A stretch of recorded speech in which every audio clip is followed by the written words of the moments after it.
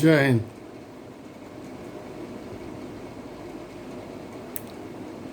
उत्तर प्रदेश के आदरणीय, सम्माननीय, प्यारे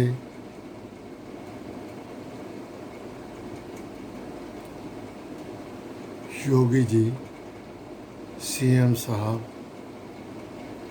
आपसे मेरी हाथ जोड़ के विनती है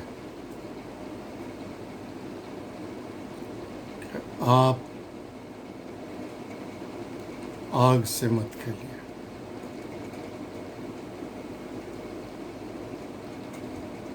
आग से मत खेलिए आप योगी जी। शायद आप वो दिन भूल गए जब लोकसभा में आपने रो रो कर अपनी जान बचाने के लिए लोकसभा अध्यक्ष के आगे गुहार लगाई थी कि मुझे बचा लीजिए।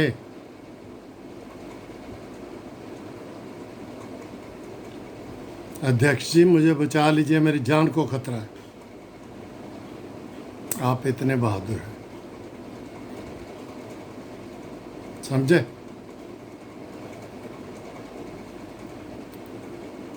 आप आज मुख्यमंत्री हैं, कल नहीं रहेंगे, लेकिन सिख जिनके बिजनौर में,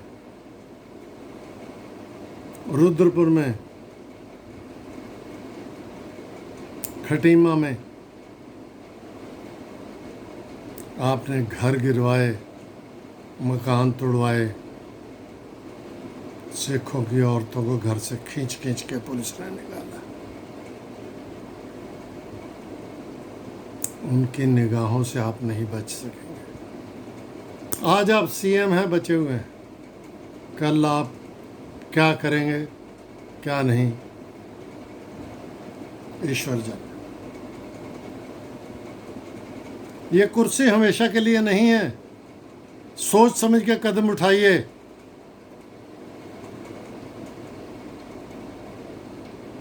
मैंने भी लोकसभा के चुनाव लड़े हैं, जीता नहीं, हार गया, लेकिन मैं ऐसा नहीं हूं। अरे कम से कम भगवान के लिए इस तरह से चलिए कि कल आप किसी को मिले भी तो हाथ मिलाने के लायक तो रहें। रामपुर के आजम खान साहब, मैं उधर ही का रहने वाला हूं।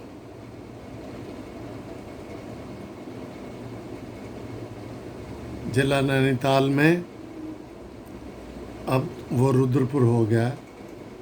वहीं मैं पढ़ा लिखा, बचपन मेरा primary school, college, inter college, high school, सब कुछ वहीं मैंने किया। फिर मैं आर्मी में गया। आप आजम खान साहब को आज खींचे खींचे फिर रहे हैं ना, जेलों में पूरी फैमिली को डाल रखा है ना। क्यों? अगर वो इतने ही गुनहगार थे तो आज से पहले जो पार्टियां बनी हैं, जिनकी सरकारें बनी हैं, मायावती जी की और समाजवादी पार्टी की, उन्होंने क्यों नहीं उनको जेल में डाला? बीजेपी की गवर्नमेंट बनते ही वो गुनहगार हो गए। उन्होंने कितने लोगों को एजुकेशन दी है, ये नहीं ध्यान किया आपने? उस पुरातन जगह को, जंगल को, बियाबान जंगल, जहाँ मेरा बचपन बीता है, मैं 74 साल का हूँ आज, उस 74 साल के बूढ़े ने जीवन भर आजम खान को देखा है कि उन्होंने कितने लोगों का भला किया है। अगर उन्होंने किसी की ज़मीन ली भी है तो उसको पैसे दिए होंगे। आजम खान साहब को मैं बहुत अच्छी तरह से जानता हूँ। वो इतने निर्दयी आदमी नहीं है। उनके दरबार में जाके कोई गुहार लगाए गरीब आदमी तो तुरंत टोपा पहन के चल देते हैं। मैं उनका चेला नहीं हूँ।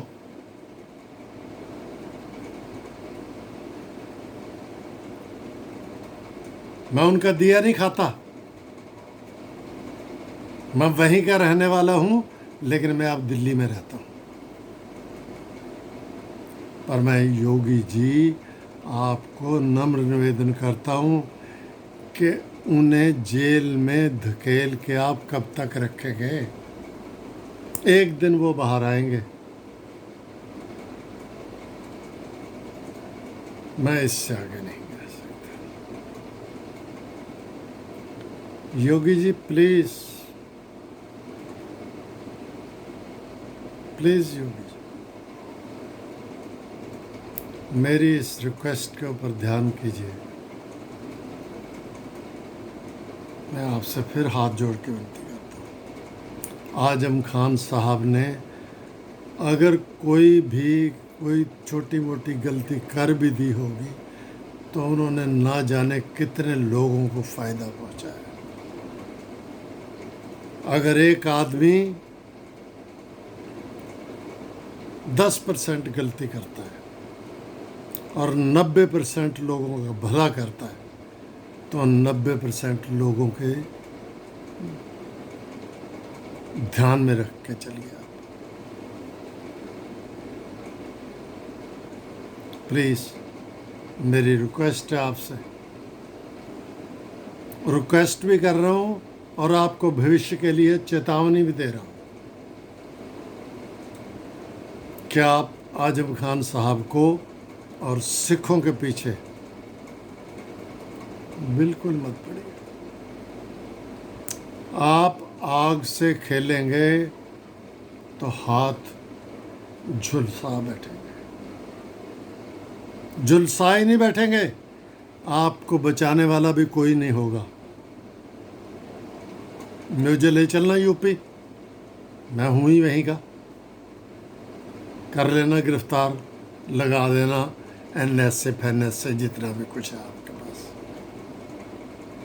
लेकिन कृपया आजम खान साहब के पास मत जाइए, मत भटकिए। उन्हें जेल से रिहा करवाइए और सिखों की इज्जत कीजिए। सिख बहुत बड़ी तादाद में हैं। वो पेट्रोल है।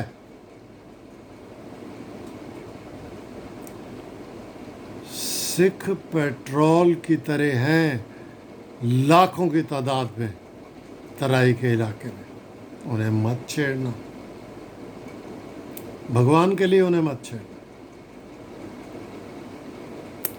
अगर सिख आई पे उतर आए तो ऐसे ही उनको सरदार नहीं कहा जाता। सरदार का मतलब सरदार ही होता है। मैं सरदार हूँ।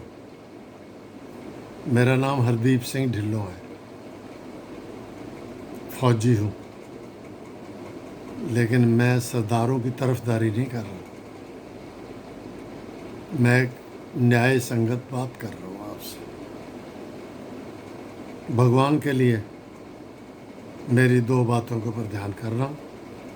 ईश्वर आपका भला करे। आप कृपया सिखों और आजम खान को मत छेड़ो। आजम खान साहब को जितनी जल्दी हो सके उतनी जल्दी न्याय दिलाइए। गलती है तो उसकी सज़ा दीजिए, नहीं गलती तो उन्हें तुरंत जेल से रिहा करवाइए। आपकी बड़ी कृपा होगी। मुझे आजम खान को मैंने ज़िंदगी में कभी जीवन में अपने में मैं आजम खान साहब को नहीं मिला। आप कभी समझते हो कि मैं ना जाने आजम साहब की क्यों इतनी बातें कर रहा हूँ? क्योंकि मैं वहीं का रहने वाला हूँ। 30 किलोमीटर दूर बाजपुर का रहने वाला हूँ, रामपुर से। इसलिए मैं आपसे रिक्वेस्ट कर रहा हूँ कि आप कृपया आजम खान साहब को जितनी जल्दी हो रिहा कीजिए, उनकी फैमिली को रिहा कीजिए और उन्हें इज्जत से, मान सम्मान से अपना काम करने दीजिए। धन्यवाद योगी जी। आपको मेरा चरण स्पर्श।